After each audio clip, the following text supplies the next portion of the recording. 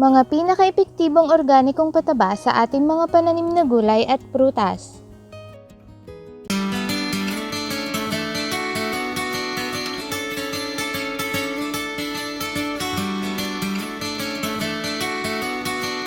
Hello everyone! Welcome back to Ceens Haven and Gardens channel. Please don't forget to subscribe and hit the notification bell for more updates. Fermented juices. Yan ang tatalakayin ko sa episode na ito.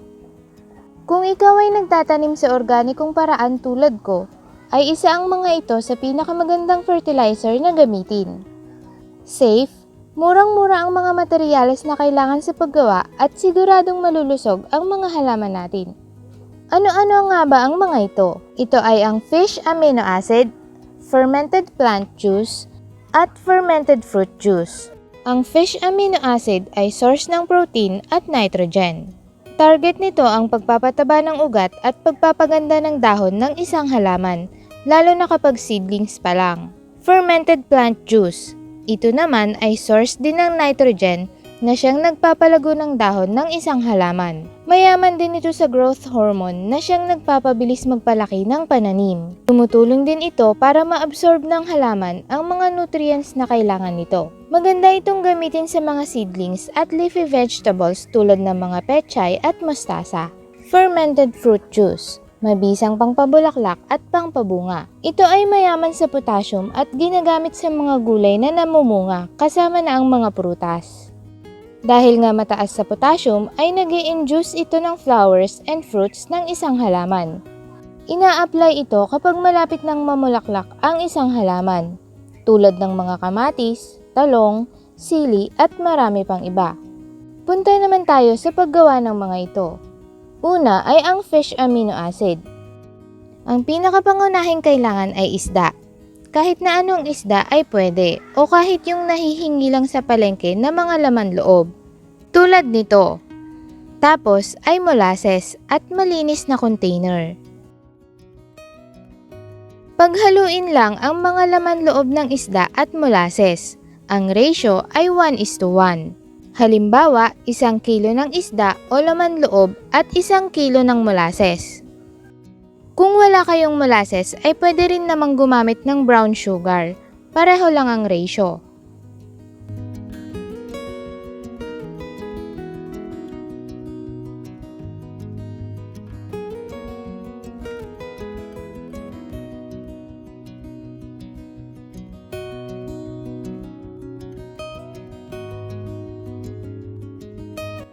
Pagkatapos ay takpan ng tela o Manila paper.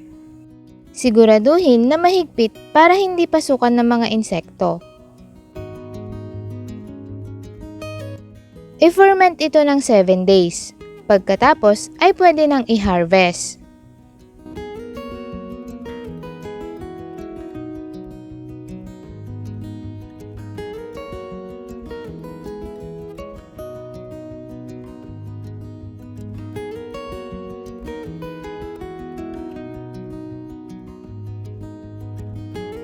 Pwede rin itong i-ferment ng mas matagal pa. Mas matagal ay mas maganda. Punta naman tayo sa paggawa ng fermented plant juice. Ang mga materyales naman na kailangan sa paggawa nito ay yung mga halaman na mabilis lumago tulad ng kangkong, alugbati, talbos ng kamote at kasama na ang malunggay. Pwede rin gamitin ang mga damong mabilis lumago sa inyong paligid. At tulad ng fish amino acid ay kailangan din ng molasses. Hiwa-hiwain ng maliliit ang mga materyales.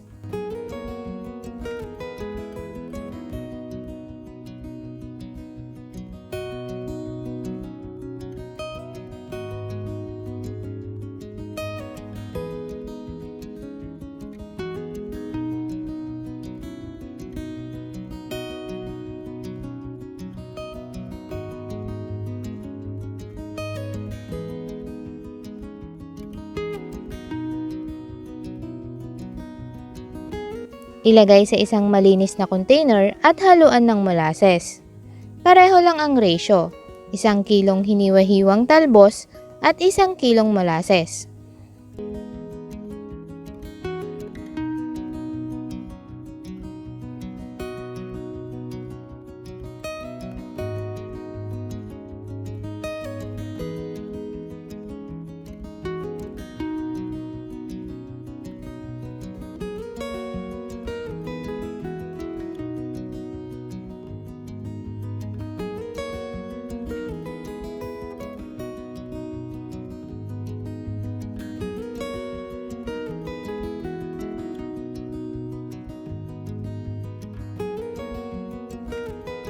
Takpan at i-ferment ng 7 days. Katulad din ng process sa fish amino acid.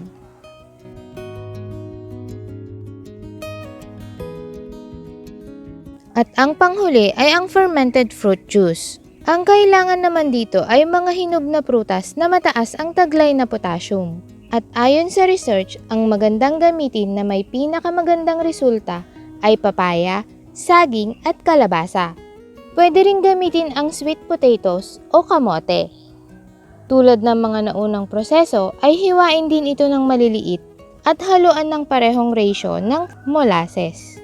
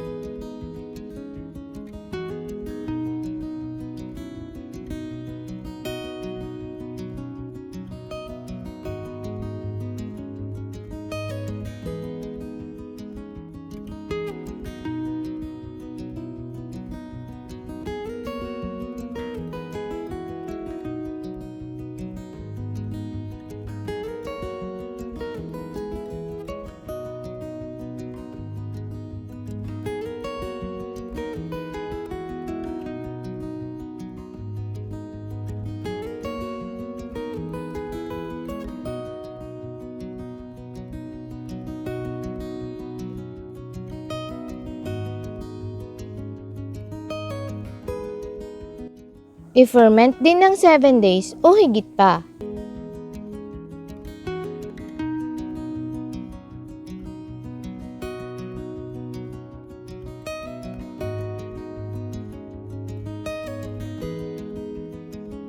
Itong mga ginawa ko ay mahigit 1 buwan na. Ang magandang resulta ay dapat medyo amoy alak at manamis-namis. Hindi mabaho at walang amag na kulay itim.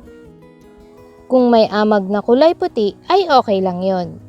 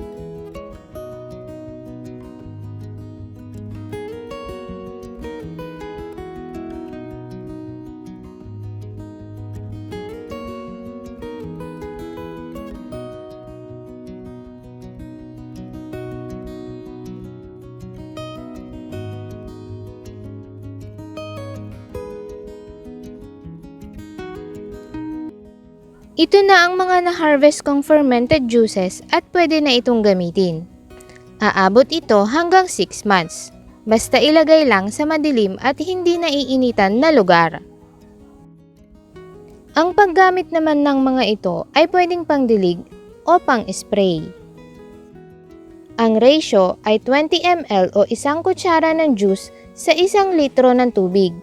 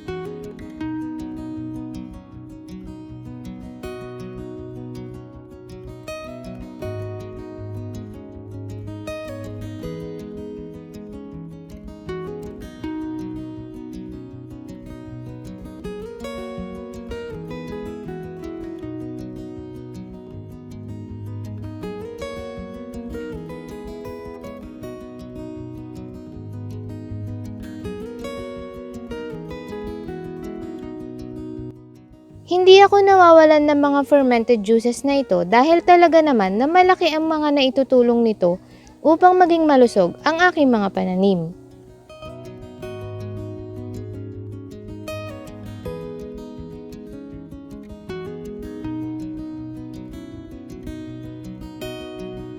Napakadaling gawin, mura ang mga materyales at talaga namang epektibo.